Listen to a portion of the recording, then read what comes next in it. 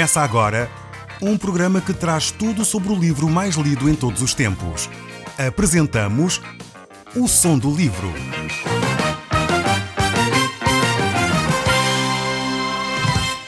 Seja muito bem-vindo. Neste podcast vai encontrar o livro mais conhecido e lido em todo o mundo. Vamos levá-lo numa viagem pela história da humanidade. Este é um audiolivro para si, para a sua família e sociedade em geral. Contextualização e comentários de Paulo Chaveiro. Nós temos estado a olhar para o livro mais lido e conhecido em todo o mundo. Este livro é a própria Bíblia. Nós temos dito que esta Bíblia ela é dividida em duas grandes secções, o Velho e o Novo Testamento. E nós temos estado agora, nos últimos programas, a olhar para o Novo Testamento. Já vimos o primeiro livro do Velho Testamento, o livro do Gênesis, e agora estamos a olhar para o primeiro livro do Novo Testamento, que é o livro de Mateus. E nós já vimos alguns capítulos acerca deste livro. Vimos como Jesus nasceu, a tentativa que os homens fizeram para travar a vinda do Deus até o nosso meio, Emanuel, Deus conosco. Vimos também como Deus sempre providenciou o escape para que isso não acontecesse. E vimos ainda como José e Maria foram fantásticos ao obedecer a todas as orientações que Deus lhes dava para protegerem o menino Jesus. Vemos que certamente eles eram homem e mulher fantástico para cuidar daquele que viria a ser o nosso Salvador. Agora encontramos-nos no capítulo 5 do Evangelho de São Mateus. E este capítulo inicia um dos discursos mais conhecidos de Jesus Cristo. É o discurso a que chamamos o Sermão da Montanha. E nele vamos encontrar reflexões importantíssimas acerca do reino dos céus. Jesus Cristo vai falar quais são os princípios que governam o seu reino. E estes princípios vão estar expostos nos próximos 3 capítulos, capítulo 5, 6 e 7 do Evangelho de São Mateus. É necessário que nós entendamos bem o que Jesus vai expor aqui. Muita confusão tem sido feita quanto à interpretação destes textos aqui de Jesus Cristo. Este texto que Jesus Cristo vai ensinar é um texto fundamental para nós percebermos qual será a atuação de Jesus Cristo no futuro. A Bíblia nos mostra que Jesus Cristo veio à Terra uma vez e dessa vez ele, como Messias prometido, morreu na cruz, ressuscitou ao 3º dia e subiu aos céus. Mas assim como ele subiu, ele prometeu que voltaria e voltaria para estabelecer o seu reino. E é isso que Jesus Cristo neste ensino vai deixar. Quais são os princípios fundamentais do seu reino? Como as pessoas irão viver? Qual a sua forma de estar e de ser? Estes textos aqui ensinam coisas tremendas também para nós agora, atualmente. Nós que acreditamos que devemos seguir a Cristo em todas as coisas. Vemos que os ensinos de Jesus Cristo aqui são um padrão muito mais elevado do que a lei de Moisés. Se Moisés tinha recebido uma lei que para muitos já é difícil de ser vivida, e nós estamos a falar só dos 10 mandamentos, porque já só esses eram tremendamente difíceis de nós cumprirmos, a lei de Jesus Cristo, digamos assim, aqui enunciada, é uma lei extremamente mais elevada. Tão elevada que creio que nenhum de nós, pelas nossas próprias capacidades ou forças, poderíamos obedecer integralmente a estes ditos de Jesus Cristo, a esta revelação que Jesus Cristo nos traz. Por essa razão, nós só podemos viver essas verdades que Jesus aqui ensina se o fizermos através do seu Espírito Santo, que nos auxilia e nos guia em toda a verdade, como nos diz o Evangelho de São João. A obra do Espírito Santo em nós é para nos guiar em toda a verdade. E é isso que ele faz. Sem o Espírito Santo seria impossível, é impossível, viver estes ensinos de Jesus Cristo. Olhando para aquilo que Deus nos deixa, vemos que Romanos capítulo 8, verso 1 a 4, fala também sobre este assunto. E diz assim: mas agora não há condenação para os que estão unidos a Jesus Cristo. Com efeito, a lei do Espírito que dá a vida pela união com Jesus Cristo, libertou-me da lei do pecado e da morte. De facto, Deus fez aquilo que a lei de Moisés não podia fazer, por causa da fraqueza humana. Deus condenou o pecado na natureza humana ao enviar o seu Filho, que veio como natureza semelhante à do homem pecador. Neste momento, condenou o pecado, Deus fez assim para que pudéssemos cumprir o que a lei manda, pois já não vivemos conforme as inclinações da natureza humana, mas de acordo com o Espírito. E é exatamente esta tensão que o homem vivia, e por essa razão Deus, inspirando o apóstolo Paulo em Romanos, deixa claro que é impossível ao homem cumprir a lei de Deus. Por mais bons que nós sejamos, por mais tentativas que nós façamos, é impossível nós conseguirmos atingir a lei de Deus. É exatamente por isso que faz todo o sentido de Jesus Cristo ter vindo, é exatamente por isso que nós necessitamos da pessoa de Jesus Cristo. Isto não quer dizer que nós não devemos praticar o bem. É óbvio que não é disso que se está a falar aqui. É óbvio que nós devemos viver e praticar o bem. O apóstolo Tiago, ao deixar o seu livro escrito para nós, ele reflete muito sobre esta matéria e deixa claro que a fé sem as obras é morta. Portanto, não podemos dizer que somos cristãos se vivermos completamente alienados à margem dos ensinos de Cristo. É necessário que cada um de nós viva, aplique, pratique os ensinos que Jesus tem. É através da vivência desses ensinos que nós podemos ter esse relacionamento com Deus. Jesus Cristo disse: aquele que me ama, guarda a minha palavra. E a primeira coisa que nós temos que guardar, a primeira coisa que nós temos que aprender e viver, é que nós só nos podemos relacionar com Deus através da fé, através de depositar a nossa confiança inteiramente em Deus, na sua obra, na morte, ressurreição e ascensão de Jesus Cristo. Bem, é como se os ensinos de Cristo aqui no Sermão do Monte fossem como uma lâmpada.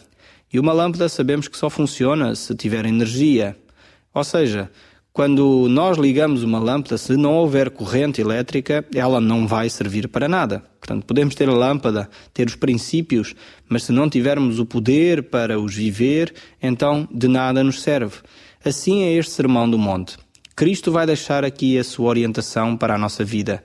Ele vai falar dos princípios que regem o seu reino. E então é necessário que nós tenhamos esse poder, essa energia para viver os princípios de Jesus Cristo.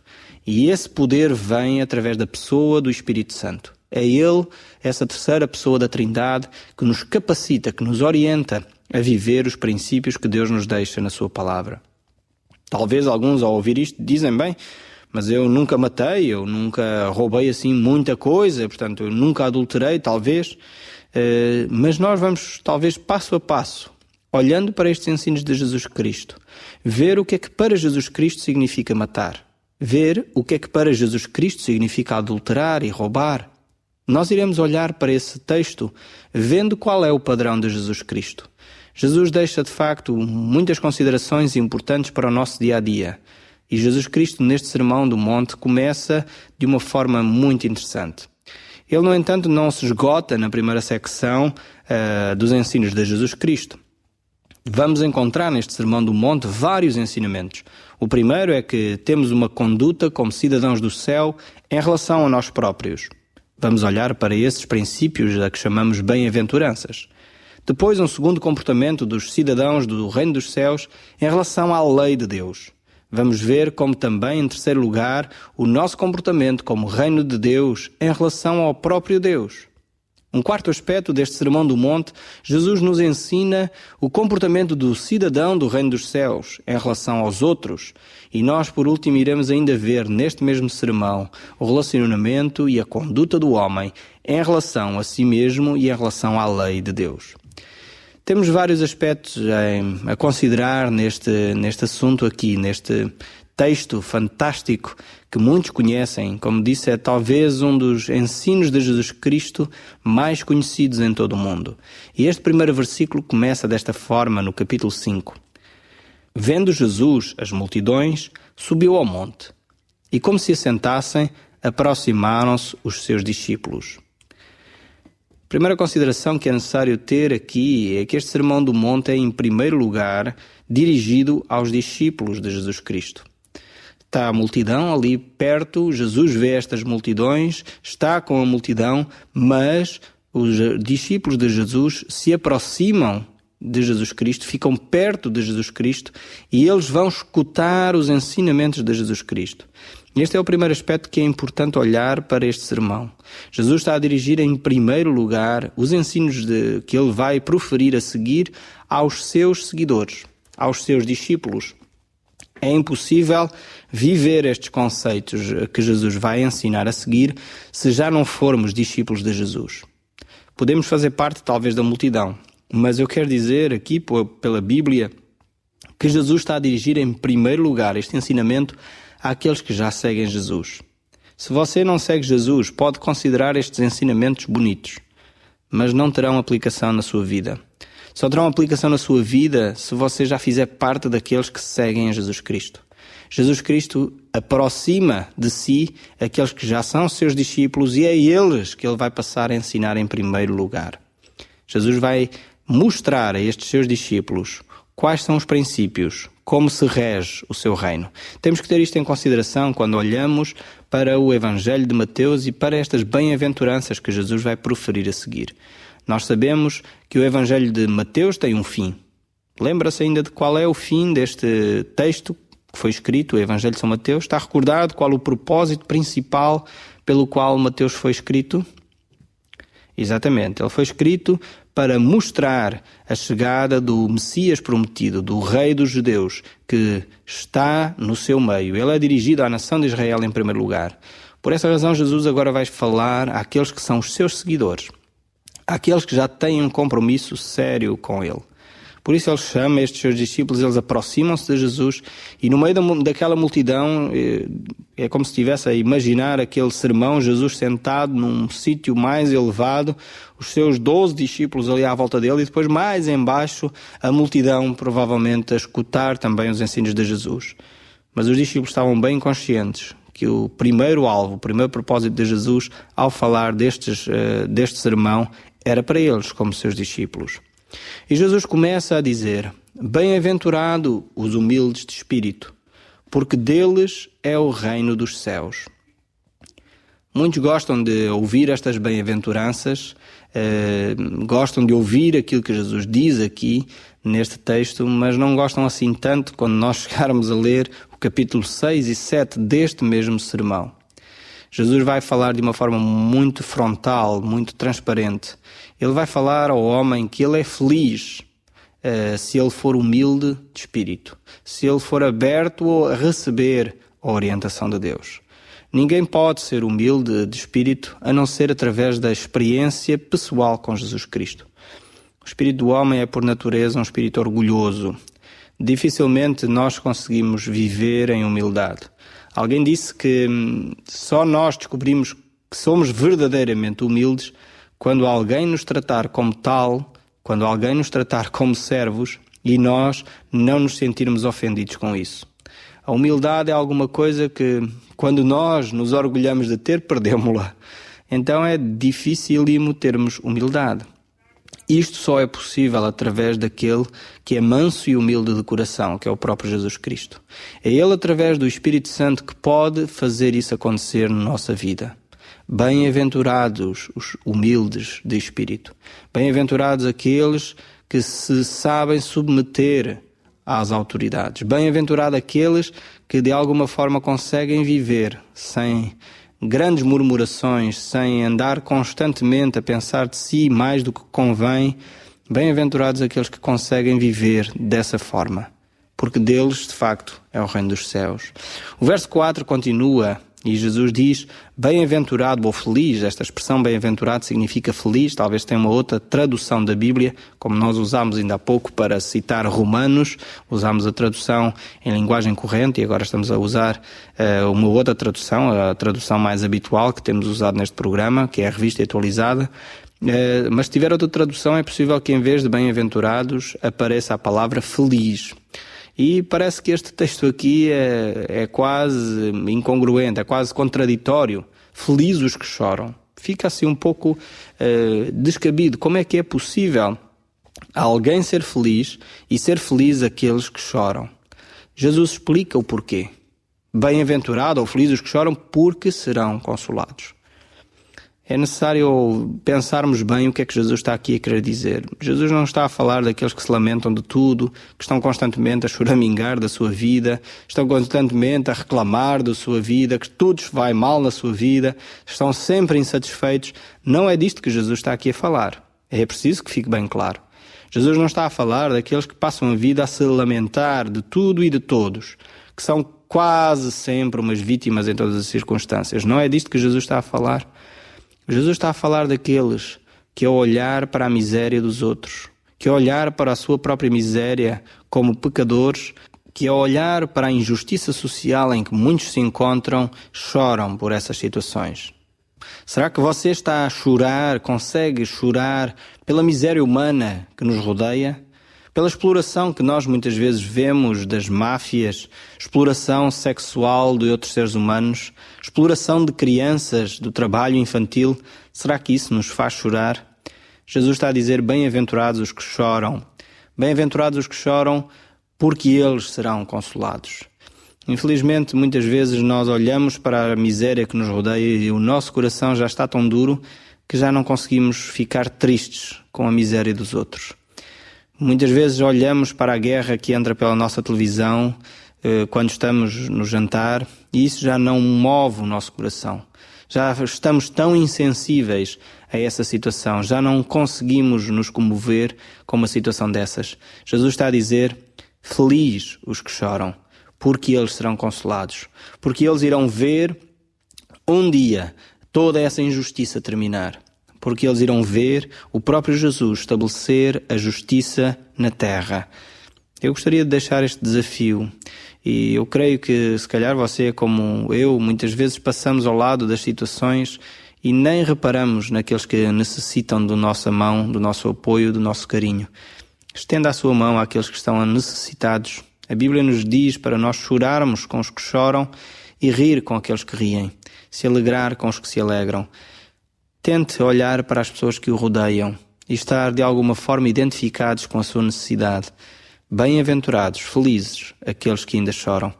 É bom que nós não fiquemos com o nosso coração tão duro, que as coisas que nos rodeiam nos fazem ficar indiferentes. Há pouco tempo estava com um amigo que compôs uma música bastante inquietante. E a música era uma sátira à nossa sociedade. E essa sátira falava das crianças que morrem no meio da guerra. E que muitas vezes o que mais nos incomoda é que aquilo passa à hora do jantar, passa à hora do telejornal. Nada mais do que isso nos incomoda. É necessário talvez começarmos a pensar de facto e fazer alguma coisa realmente para tocar essas vidas que muitas delas estão na miséria. Bem-aventurados os que choram. Jesus continua dizendo, bem-aventurados os mansos, porque herdarão a terra. Esta é uma promessa da parte do nosso Deus. Bem-aventurados estes homens que têm um espírito manso, que têm um coração humilde, que seguem, no fundo, as pisadas de Jesus Cristo. Mais uma vez, isto só é possível se o Espírito Santo de Deus estiver em si. É este mesmo Espírito que pode produzir em si o fruto do Espírito. Este fruto é o amor, é a alegria, é a paz, é a longanimidade, a bondade, a fidelidade, a mansidão, o domínio próprio. E diz o texto que contra estas coisas não há lei. É o próprio Deus que quer agir na sua vida, produzindo este fruto na sua vida, este fruto do Espírito Santo. Isto nós encontramos no livro de Gálatas, capítulo 5. E é necessário que nós dependamos de Deus para que isto aconteça em nós. Você não pode fazer nada por si próprio neste sentido. Às vezes a gente tenta, não é? Tentamos ser mais mansos, tentamos ser mais pacientes, mas isso, como costuma dizer o povo, é sol de pouca dura. Para ser alguma coisa que seja durável, para ser alguma coisa que faz diferença realmente em si, na sua vida e na vida daqueles que o rodeiam, é necessário que seja o próprio Deus a fazer isso. E só é possível quando o Espírito de Deus, o Espírito Santo, habita em nós. E isso nós já falámos sobre o batismo do Espírito Santo, que era o ministério que Jesus vinha trazer. O próprio João Batista reconheceu isso, dizendo que Jesus viria para batizar com o Espírito Santo e batizar com fogo. E é isso que Jesus faz quando nós nos tornamos seus filhos. Batiza-nos com este mesmo Espírito e Ele nos acompanha em todas as circunstâncias. Aqui a bem-aventurança, Jesus diz, feliz é aquele que é manso. Jesus está de alguma forma a mostrar que esse fruto do caráter, essa vivência, só é possível através da ação do próprio Deus. Nós olharmos para a nossa volta, só vamos ver violência. Só vamos ver, de facto, situações que não têm nada a ver com mansidão, não têm nada a ver com domínio próprio. Antes, pelo contrário. E infelizmente cada vez vemos mais isso acontecer ao nosso redor. Nós só podemos entrar no reino de Deus através do próprio Jesus Cristo. Esta mansidão só pode ser produzida pelo Espírito Santo. Por isso, o próprio Jesus Cristo disse que bem-aventurados os mansos, porque eles herdarão o reino dos céus. Esta é uma promessa de Jesus Cristo. Porquê? Porque é que estes mansos herdarão o reino dos céus? Porque é o próprio Jesus Cristo que é a porta de entrada para esse reino.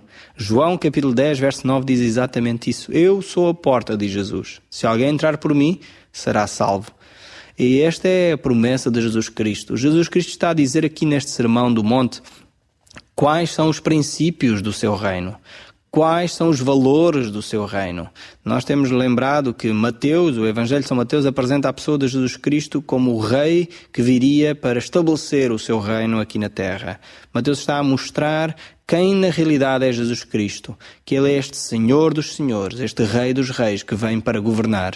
E Jesus está a dizer, a minha lei é muito superior à vossa lei. A minha lei e a minha vivência, as exigências que eu tenho para poderem viver dentro do meu reino são superiores àquelas que vocês têm. Por isso, só eu sou a porta de entrada neste reino. Quem entrar por mim será salvo.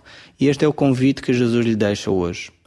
Quer entrar neste reino, fazer parte deste reino, mais do que achar bonitos os ensinos de Jesus aqui, é poder fazer parte desse reino.